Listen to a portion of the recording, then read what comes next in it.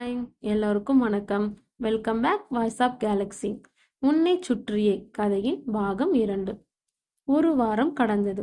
வணக்கம் சூர்யா, வாங்க வாங்க என்று வீட்டிற்குள் அழைத்துச் சென்றான் வீட்டை விலைக்கு வாங்க வந்த யுவாவை. உட்காருங்கள் யுவா, ஷாலினி காஃபி போட்டு எடுத்துட்டு வா என சூர்யா சொன்னான். அப்புறம் சூர்யா, வேலையெல்லாம் எப்படி போகுது என கேட்க, எப்போதும் போலதான் யுவா, இன்னைக்கு சண்டே அதனால் வீட்டில் இருக்கேன் என்றான். நானும் அதான் இன்னைக்கு வந்தேன் என்றான் யுவா. அப்புறம் யுவா, வீடு பத்தி என்ன முடிவு பண்ணீங்க? வீட்டை சுத்தி பார்க்கணுமா? இல்லை சூர்யா, அன்னைக்கு எல்லாரும் பார்த்து தான் போனோம். எல்லாருக்கும் பிடிச்சிருக்கு. அதனால இன்னைக்கு பணத்தை கொடுக்கலாம்னு தான் வந்தேன் என்றான் யுவா. ரொம்ப சந்தோஷம் யுவா என்றான். ஷாலினி காஃபி கொண்டு வந்து கொடுத்தாள். சூர்யா, இந்த பெட்டியில் கொஞ்சம் பணம் இருக்கு. மீதி பணத்தை பேங்குக்கு டிரான்ஸ்ஃபர் பண்ணி விடுகிறேன், ஓகேவா என கேட்டான். சரி, அப்படியே பண்ணி விடுங்க. நான் ஃபோன் பண்ணி வக்கீலை வர சொல்கிறேன் என சொல்லிவிட்டு சூர்யா வக்கீலுக்கு ஃபோன் செய்து வர சொன்னான். வக்கீல் வந்த பிறகு யுவாவின் பேருக்கு வீட்டை மாற்றுவதற்கான செயல்பாட்டை செய்து முடித்தார்கள். அப்புறம் சூர்யா, நாங்க நாளைக்கு ஈவினிங் வீட்டுக்கே வர ஐடியா இருக்கு என கூற, ஓ அப்படியா, அப்ப நாங்க லஞ்சுக்கு முன்னாடியே கிளம்புறோம் என சூர்யா சொன்னான். சரி, நான் கிளம்புகிறேன் என சொல்லிவிட்டு யுவா சென்றான். வக்கீலம் கிளம்பினார். சாலியினுடன் ஒரு வழியாம் ஒரு பெரிய வேலை முடிந்தது. நாளைக்கே ஊருக்கு போயிடலாம் என்றான் சூர்யா. ஆமாங்க, இப்பதான் நிம்மதியா இருக்கு என்றாள் ஷாலினி. மறுநாள் காலையில் பொருட்கள் எல்லாவற்றையும் எடுத்து வைத்தார்கள். முருகனும் அவர்களுடன் சேர்ந்து உதவிகளை செய்து முடித்தான். ஊருக்கு போகும்போது வழியில் யுவாவிடம் வீட்டின் சாவியை கொடுத்து விட்டு சென்றார்கள். சில மணி நேரங்களுக்கு பிறகு ஊரை வந்தடைந்தார்கள். சூர்யா அம்மா ஆர்த்தி எடுத்து இருவரையும் வரவிட்டார்கள். அம்மா எதுக்கு என சூர்யா கேட்க, வயிற்றுல இருக்க குழந்தைக்கு சுத்தி போட்டேன் என்றான் சூர்யாவின் அம்மா. வெளியில் சென்ற அப்பாவும் வீட்டிற்கு வந்தார். அன்றைய தினம் 4 பேரும் மிகவும் சந்தோஷமாக இருந்தார்கள். மறுநாள் முருகனுக்கு போன் செய்து வீட்டிற்கு வர சொன்னான் சூர்யா.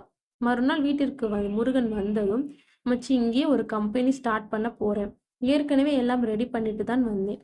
15 பேர் செலக்ட் பண்ணி வச்சிருக்கேன். நீயும் ஜாயின் பண்ணிடு. 2 நாள்ல கம்பெனி ஓபன் பண்ணிடலாம், ஓகேயா என்றான் சூர்யா. கண்டிப்பாடா என்றான் முருகன். மச்சி, நீ என்ன பண்ணு, இங்க எங்க வீட்டுக்கு பக்கத்துல ஒரு வீடு வாடகைக்கு இருக்குது. ஒய்ஃபை கூட்டிட்டு வந்து இங்கேயே இரு. ஒய்ஃபு கிட்ட கொஞ்சம் கொஞ்சி பேசி சம்மதிக்கவை.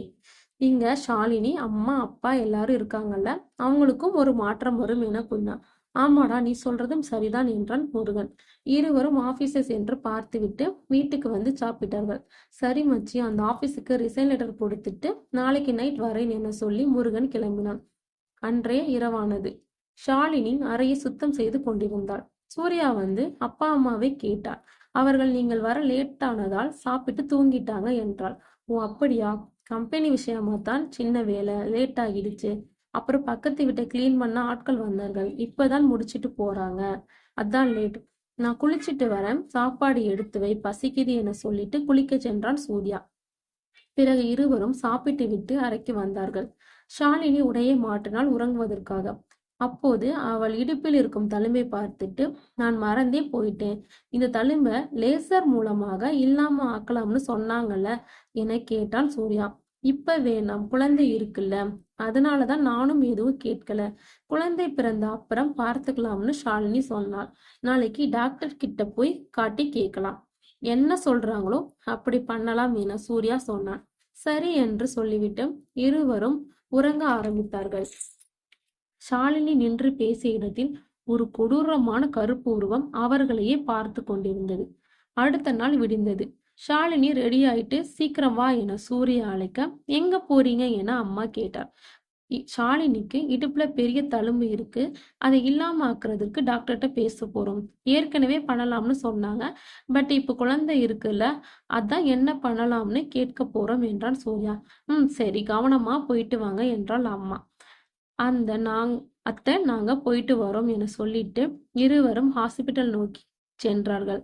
போகும் வழியில் ஷாலினி சொன்னால், சின்ன வயசுல இருந்து இந்த தழும்பு இருக்கு, எதுக்காக எப்படி இந்த தழும்பு வந்துச்சுன்னே தெரியலங்க என்றாள். ஒருவேளை சின்ன வயசுல ஏதாவது வெட்டுப்பட்டு இருக்கும், இல்லை ஏதாவது ஆக்சிடென்ட் ஆக இருக்கும் என்று சூர்யா சொன்னான்.